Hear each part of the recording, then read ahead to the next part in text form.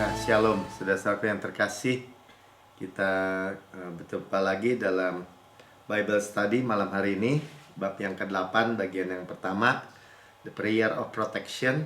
Ini kita jangan anggap remeh ya. Sekalian ya, hikmat, favor, kita minta setiap hari Tuhan tambahkan. Juga perlindungan Tuhan. Sebab kita hidup memang kita mau hidup tanpa ketakutan di era penuh bahaya, ya, di masa-masa penuh bahaya. Dan kita disadarkan akan kita di dalam Kristus itu super aman, ya. Dia kota benteng, kubu perlindungan, gunung batu, dia Allah maha tinggi, maha kuasa, ya. Kita tinggal di dalam perlindungan yang maha kuat dari Yesus. Jadi Jumat lalu dikatakan malapetaka tidak akan menimpa kita, tulah tidak akan mendekat kemah kita, artinya keluarga kita juga aman. Malapetaka itu bencana, segala ya zaman sekarang nih ada macam-macam ketakutan itu bisa dari teori-teori konspirasi. Ya nggak tahu kenapa. Tadi juga saya ketemu teman yang lama, terus tapi dia bicara soal konspirasi global yang sebenarnya ya kelihatannya dia percaya gitu ya, dan ujung-ujungnya semua nakut-nakutin. Nah, kita mulai dari Mazmur 91 ayat 11-12-nya ya, berikutnya. Dibilang gini, kita baca sama-sama. Ya, jadi ini judulnya kan menggerakkan malaikat. Jadi Tuhan punya pasukan, dia panglima bala tentara, sepertiga malaikat jatuh, betul, ikut si Lucifer. Tapi ada 2/3 malaikat yang di bawah perintah dari panglima bala tentara, yaitu Yesus. Ya, diperintahkan oleh panglima, ya, pasukan malaikat. Ya, dikatakan ayat 11, sebab malaikat-malaikatnya, ya jelas ya, akan diperintahkannya kepadamu, diperintahkan untuk kita, ya, untuk menjaga engkau di segala jalanmu. Ya, kita berjalan, kita kemanapun kita berada, dimanapun, kapanpun, Tuhan perintahkan malaikat-malaikatnya menjagai kita. Ya, mereka akan menatang engkau di atas tangannya, supaya kakimu jangan terantuk kepada batu. Ini juga ya secara langsung kalau kita jalan yang bisa bikin terantuk, tersandung itu kan batu yang kecil atau yang bukan yang batu yang besar. Kalau batu yang besar kan kita lihat bisa menghindar. Nah, di menatang itu seperti di kiri kanan kita diangkat gitu ya, jadi nggak kena batu. Ya, itu luar biasa. Ya, saya ingat kalau orang ditakut-takutin juga, kalau orangnya udah banyak umurnya, udah lebih senior, ditakut-takutin nanti jatuh gitu ya. Ada minggu lalu juga kita dengar ya, ada Pak Budi cerita, Aderai bilang kalau mamahnya biarpun tua tetap naik tangga. Kenapa orang lemah? Karena tangganya nggak ada, suruh jalan di level bawah.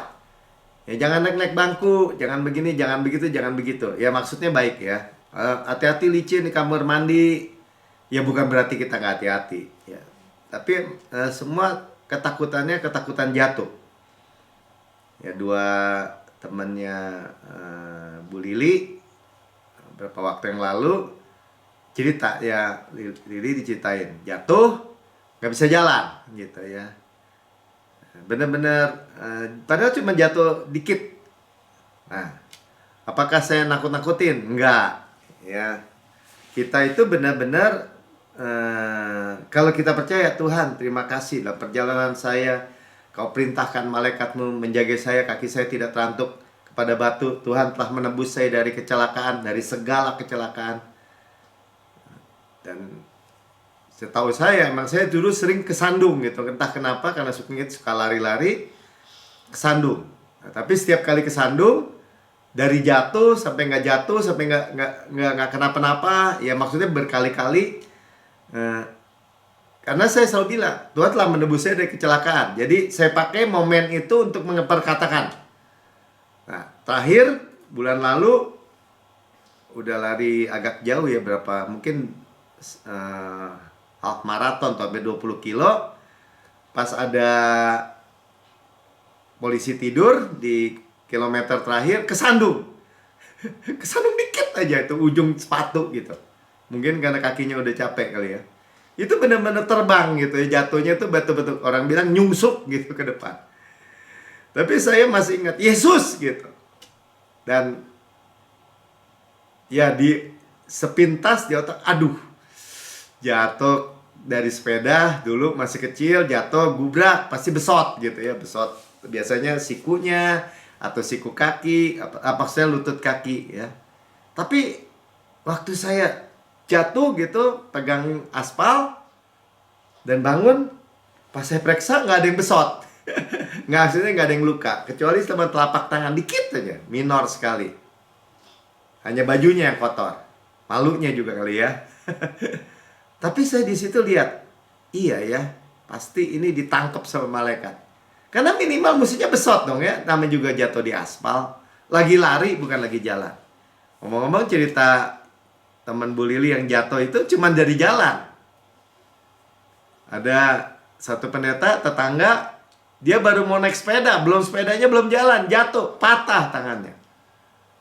Nah, saudara, maksud saya begini, saudara mempunyai jaminan perlindungan. Tuhan perintahkan malaikat-malaikatnya menjaga kita di sepanjang jalan kita, dan kaki kita tidak terantuk kepada batu.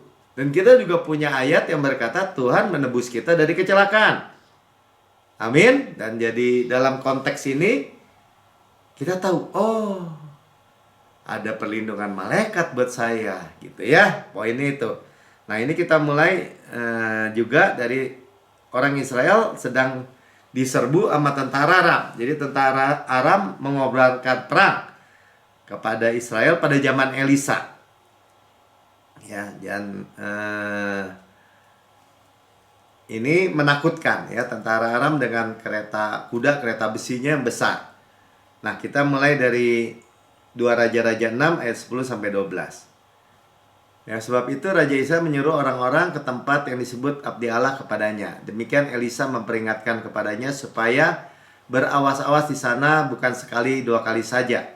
Tapi setiap kali dia mau menyerang, misalnya lewat strategi, lewat belakang gunung, atau lewat sungai, lewat manapun, ya, Raja Israel nanya dulu kepada Nabi Elisa.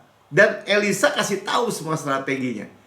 Jadi semua strategi musuh, ya misalnya diserang dari atas, dari bawah, dari mana, udah ketahuan. Nggak ada efek kejutnya gitu. Ya, strategi perangnya selalu udah ketahuan. Ya saudara, dari zaman dulu Israel dilindungi oleh Tuhan. Dan ini lewat nabinya. Ya, saya pernah baca artikel di dalam zaman modern pun, waktu perang apa tuh, Yom Kippur ya, waktu dia diserang, Israel diserang dari Mesir, dari selatan, dari utara, atau dari Aman ya sekarang ya, kayak sekarang nih, dari selatan utara, tapi yang selatannya masih Hamas ya, dari utaranya Hizbullah. Nah, waktu orang Mesir itu masuk Gunung Sinai, mereka sendiri bersaksi waktu diwawancara oleh reporter berita, bukan orang Kristen gitu ya. Dan tentara-tentara Mesir itu bilang orang Israel itu dibela, dilindungi oleh UFO, dia bilang, unidentified flying object, UFO. Ya, mereka nggak bisa nyebut malaikat. Ya, yang membuat lajunya tank-tank Mesir itu terhambat. Seperti kita ingat ya, waktu kereta Mesir mengejar Musa, ya, waktu di laut terbelah, laut mati, ya, kereta mereka terhambat. Ya, tapi kalau orang Israel jalan lancar. Mereka sangkut di dasar laut itu. Ya. Nah, saudara, Tuhan Yesus itu sama dulu, sekarang, sampai selama-lamanya. Ya, jadi tentang orang Raja Israel selalu dapat informasi dari Tuhan Maha Tahu, gitu ya. Jadi selalu selangkah lebih unggul. Nah, tentara Aram moralnya rusak dong, ya, seperti itu. Dan yang selanjutnya kita baca aja ayat 11. Lalu mengamuklah hati Raja Aram tentang hal itu. Jadi strateginya dia kok ketahuan. Dia bilang gini, maka dipanggillah pegawai-pegawainya dan katanya kepada mereka, tidakkah dapat kamu memberitahu kepadaku siapa yang dari pihak kita yang memihak kepada Raja Israel? Siapa nih pengkhianat gitu? Ya, yang ngasih tahu Raja Israel. Kita di ruang meeting ngomong tentang strategi, kenapa sampai ke Raja Israel? Tuhan Maha Tahu, sekali lagi. Perlindungan Tuhan sempurna. Sampai ayat 12. Tetapi berkatalah salah seorang pegawainya. Ada pegawainya yang berhikmat juga ya. Tidak, Tuanku Raja, melainkan Elisa, nabi yang di Israel. Dialah yang memberitahukan kepada Raja Israel tentang perkataan yang diucapkan oleh Tuanku di kamar tidurmu. Bayangin ya, kita punya Allah yang orang ngomong di tempat tidur aja dia tahu. Ya, kita ingat seperti waktu zaman Daniel. Ya, Raja Nebukadnezar bilang kasih tahu mimpinya. Bahkan mimpinya bukan arti mimpinya. Karena raja pintar juga. Dia tahu. Kalau cuma ngasih tahu artinya bisa ngomong apa aja seenaknya. Tapi kalau kasih tahu mimpinya, siapa yang sanggup, saudara? Tapi ya, raja sendiri bilang ya bahwa Allahnya Daniel itu Allah di langit di atas, di bumi di bawah, Maha tahu. Ya, sampai mimpi raja aja dia tahu. Nah, jadi bagaimana ya Aram kemudian mengurung, langsung fokus ke solusi masalah dia, yaitu Elisa di kota Dotan, ya, dikurung, ya, diambil pasukan yang gede untuk ngelawan cuma satu nabi. Nah, ini masalah besar kan ya. Kita lompat 2 Raja-Raja 6 ayat 15. Ketika pelayan abdi Allah bangun pagi-pagi dan pergi keluar, maka tampaklah suatu tentara dengan kuda dan kereta ada di sekeliling kota itu. Ya, udah dikurung nih rumahnya Elisa. Ya, ini Gehazi bilang ini nih bujangnya Elisa. Dan lalu berkatalah bujangnya itu kepadanya, celaka tuanku, apakah yang akan kita perbuat? Ya, mata dunia, mata jasmani, lihat persoalan. Celaka 12. Karena lihat masalah besar. Tentara Aram semuanya bukan mau nyerbu Israel, mau nyerbu rumah Elisa. Dan manusia selalu berpikir, apa yang harus kita perbuat? Kita harus berbuat apa? Apa yang harus kita lakukan? Apa yang harus kita lakukan? Ya. Melihat kenyataan. Apa yang harus dilakukan ya? Lihat kenyataan. Kenyataannya gini, Pak. Kenyataannya begitu. Kenyataannya begini. Tapi kebenarannya apa? Yang kita nggak lihat secara jasmani apa? Ayat 16. Jawab Elisa ya. Jangan takut. Jadi jangan takut. 365 kali kata jangan takut untuk setiap hari, katanya di Alkitab kita. Sama-sama katakan jangan takut. Jadi Tuhan nggak bilang ini, ya boleh takut sedikit. Nggak ada. Jangan takut, jangan. Nggak perlu takut. Karena kita nggak memiliki roh ketakutan. Kita memiliki roh Kristus. Yang roh yang membawa damai sejahtera, kasih dan sound mind, akal sehat. Jadi dalam kasih nggak ada ketakutan. Itulah roh kasih. Bukan roh ketakutan. Roh Kristus. Jadi kalau ketakutan bukan dari Tuhan. Amin. Katakan ya. Kalau ketakutan bukan dari Tuhan. Ada apa? Kan takut akan Allah. Takut Allah itu worship. Tuhan Yesus menerjemahkan takutlah akan Allah itu sembahlah Allah. Sembahlah Tuhan. Ya, sebab, nah ini kenapa jangan takut? Sebab lebih banyak yang menyertai kita daripada yang menyertai mereka. Ya kenapa Kaleb nggak takut lawan raksasa? Karena raksasa besar, Tuhan lebih besar.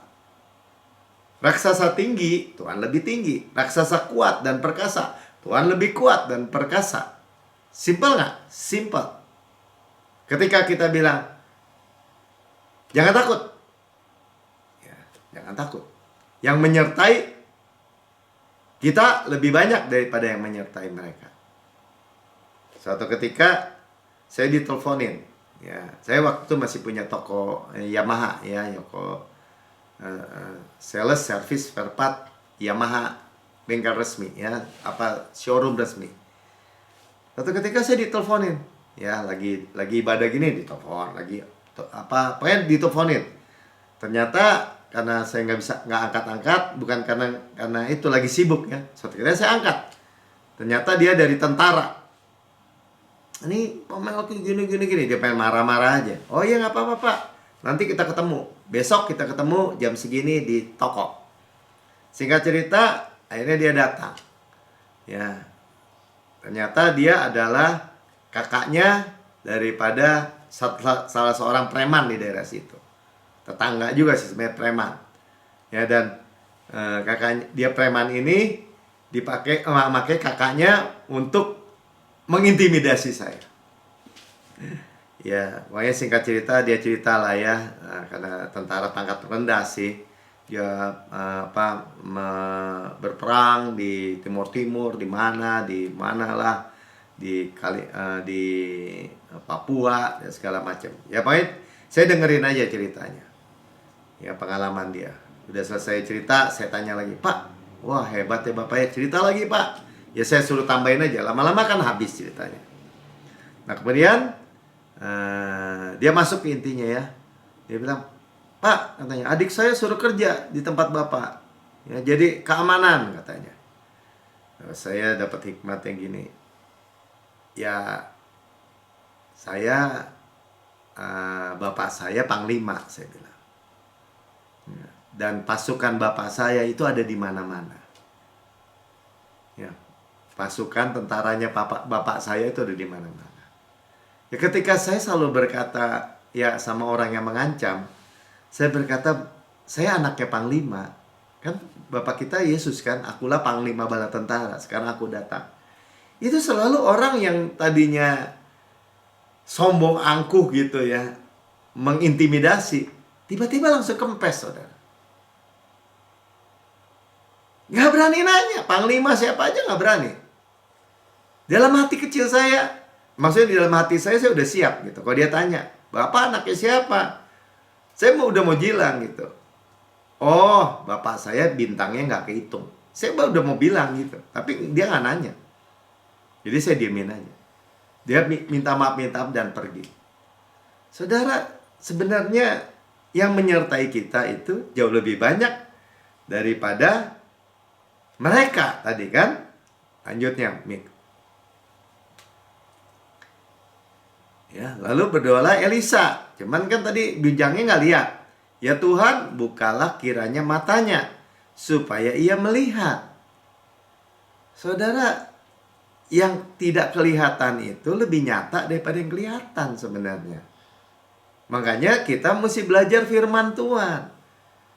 Maka Tuhan membuka mata bujang itu sehingga ia melihat, tampaklah gunung itu penuh. Ya, sekeliling kota Dotan itu gunung, ya mungkin kayak Bandung gini kan, dikelilingi gunung, penuh dengan kuda dan kereta berapi sekeliling Elisa. Dia lihat. Ya kalau kita baca ayat 18-nya, malahan tentara Aram itu dibuat buta semua, nggak lihat. Saudara, ketika kita memiliki mata rohani, yang menyertai kita itu jauh lebih besar. Roh yang ada di diri kita lebih besar daripada roh-roh dunia yang lemah dan miskin. Tapi kita harus berdiri teguh. Ya kalau Elisa udah bujangnya ketakutan, nakut-nakutin Elisa ketakutan juga, nggak bisa lihat, saudara. Nggak bisa lihat. Taunya mati kita hari ini, celaka dia bilang.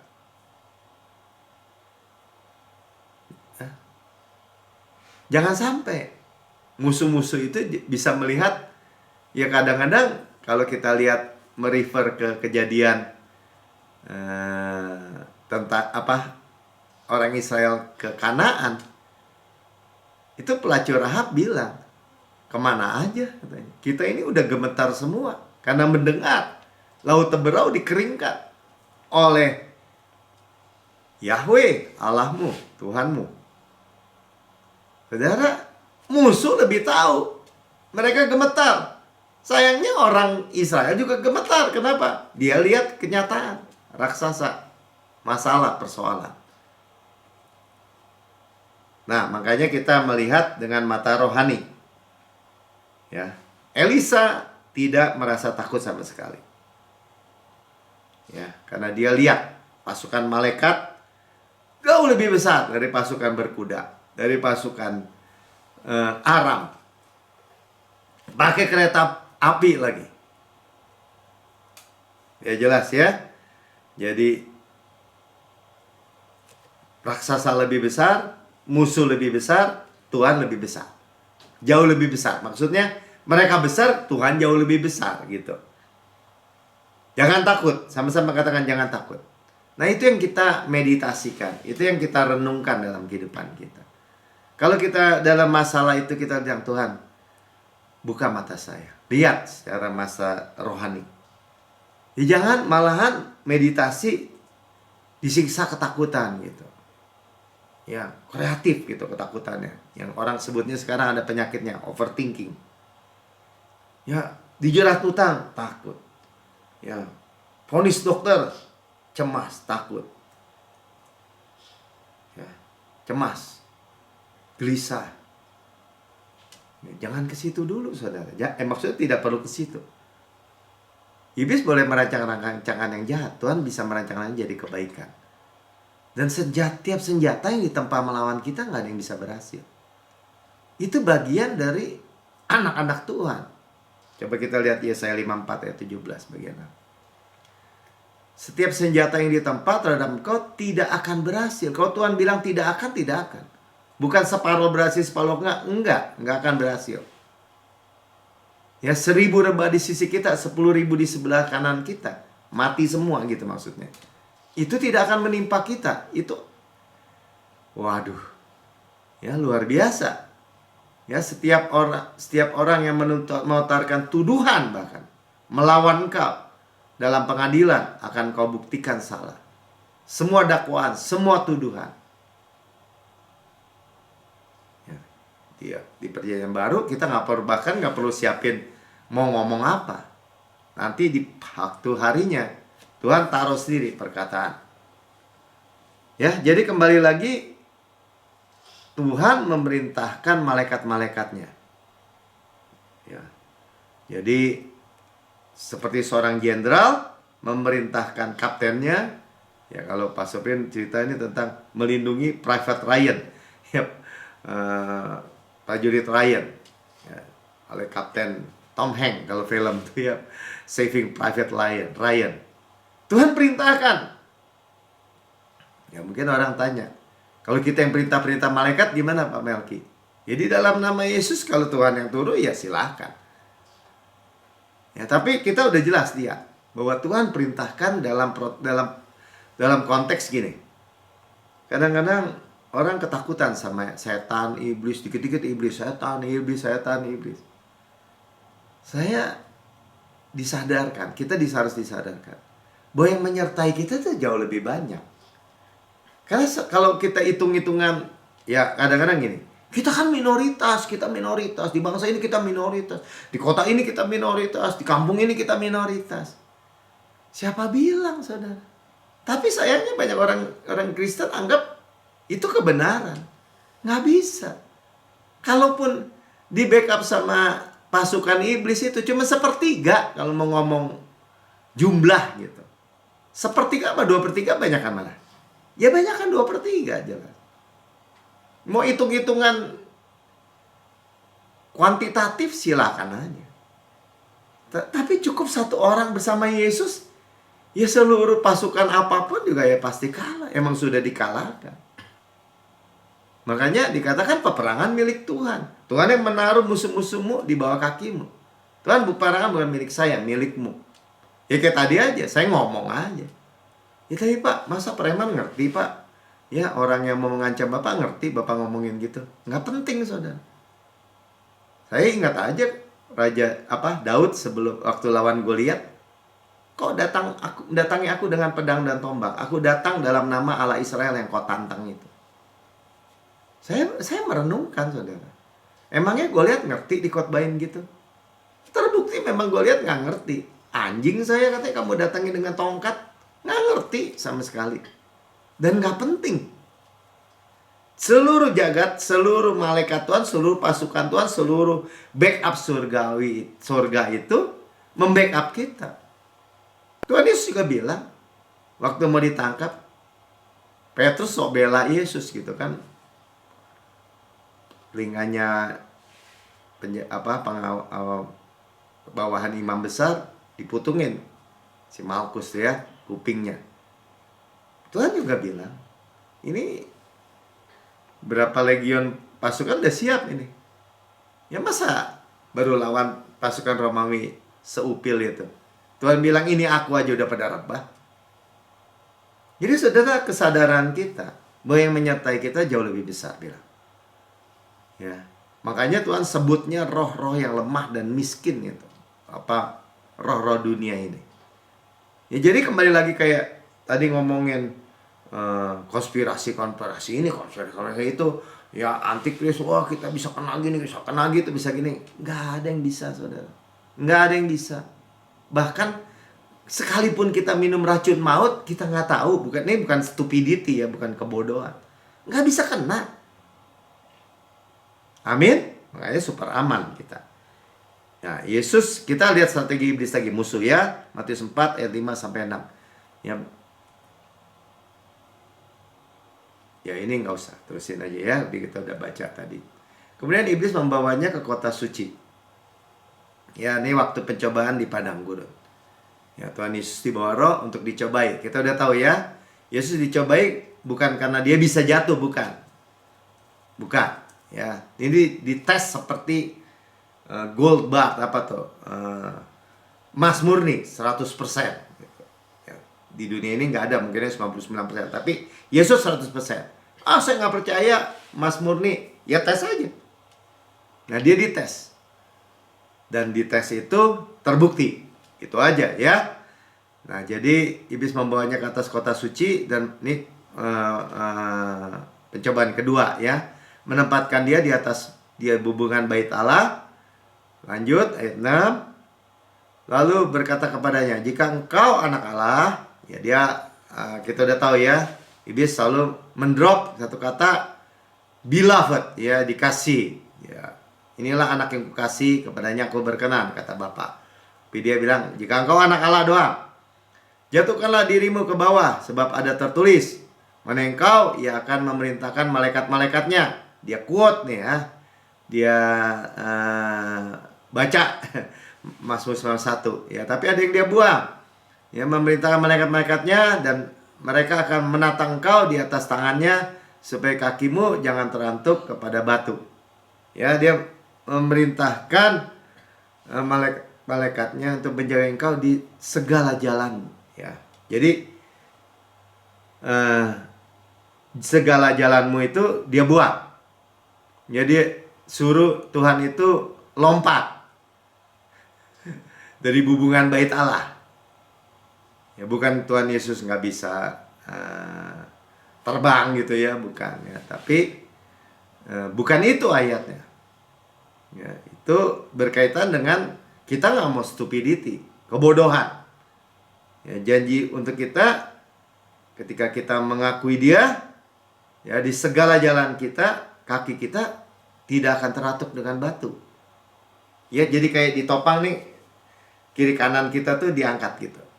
Ya, jadi batu yang terantuk itu kan kecil kan, nggak kelihatan atau gimana. Ya kayak kita nggak terantuk dengan batu. Atau tidak mengalami kecelakaan. Amin. Ya, tapi kalau masih terjadi, tetap aja sebut. Pasti nggak bisa lagi ada. Ya pasti tetap aman, maksud saya. Seperti tadi cerita saya di awal.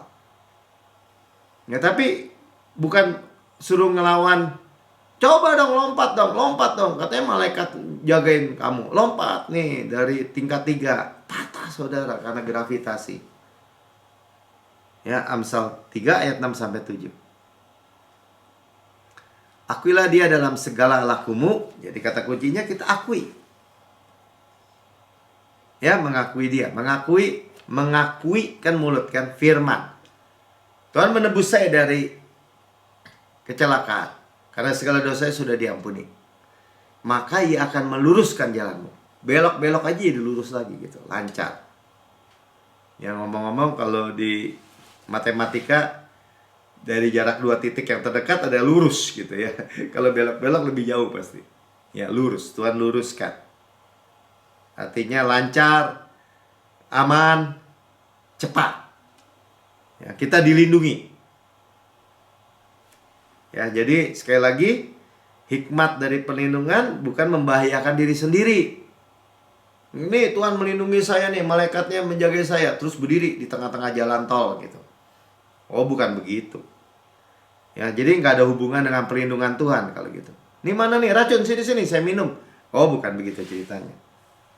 Ya, tapi waktu kita berjalan dalam kehidupan kita, ya jalan tuh darat ya, injak arah perjalanan kita hari-hari, kita diluputkan dari jerat penangkap burung. Ya, jerat penangkap burung itu kan nggak kelihatan karena dari snare, itu apa dari senar.